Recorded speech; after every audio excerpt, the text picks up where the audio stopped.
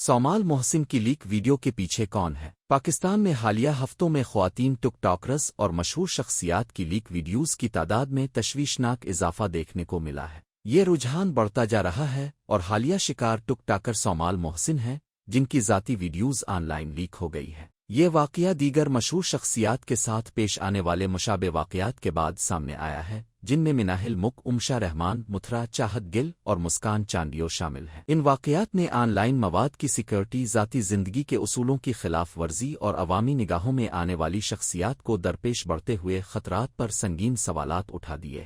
صومال محسن کے گرد گھومنے والی لیک ویڈیوز کی تنازع ایک الگ واقعہ نہیں ہے، بلکہ Pakistani social media platforms, خاص طور پر ٹک ٹاک پر ایک پریشان کن رجحان کا حصہ ہے۔ خواتین انفلوئنسرز، ماڈلز اور ٹک ٹاک شخصیات اکثر آن لائن ہراسانی کا شکار بنتی ہے، جہاں ان کی ذاتی ویڈیوز غیر اخلاقی مواد بغیر اجازت کے لیک ہو جاتا ہے۔ چند دن قبل مناہل مک کی غیر اخلاقی ویڈیوز لیک ہوئیں، اس کے بعد امشا رحمان کا جنسی مواد بھی وائرل ہوا۔ یہ ویڈیوز مختلف پلیٹ فارمز پر تیزی سے پھیل گئیں، جس سے متاثرین کو شدید آن لائن بدسلوکی اور عوامی ذلت کا سامنا کرنا پڑا۔ صورتحال اس وقت مزید بگڑ گئی جب چاہت گل، جو کہ ایک ٹرانس جینڈر ہیں، اور مسکان چانڈیو، جو کہ ایک سندھی ٹک ٹاکر ہیں، کی ویڈیوز بھی وائرل ہو گئیں۔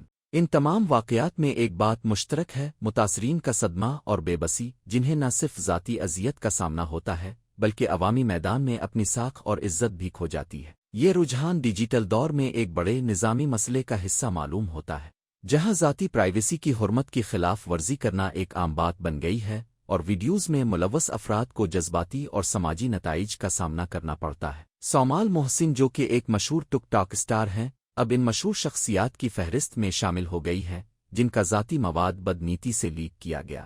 سوشل میڈیا پلیٹ فارمز پر ان کی مبینہ ذاتی ویڈیوز اور تصاویر کا سیلاب آ گیا، جس سے ایک بڑے ہنگامے نے جنم لیا۔ متعدد سوشل میڈیا صارفین نے ان ویڈیوز کو شیئر کیا بغیر یہ سوچے کہ اس سے صومال محسن پر کیا جذباتی اثرات پڑیں گے، جس سے سوشل میڈیا کا تاریک پہلو ایک بار پھر عیاں ہو گیا۔ یہ لیک ویڈیوز نہ صرف آن لائن غصے کا سبب بنے، بلکہ ان سے انہیں عوامی طور پر رسوائی کا سامنا بھی ہوا۔ یہ سمجھنا ضروری ہے کہ یہ ویڈیوز نہ صرف ملوث افراد کی شہرت کو نقصان پہنچا سکتی ہیں، بلکہ مزید ہراسانی اور استحصال کا دروازہ بھی کھول سکتی ہے، خاص طور پر خواتین کے لیے جو ڈیجیٹل دنیا میں ہیں۔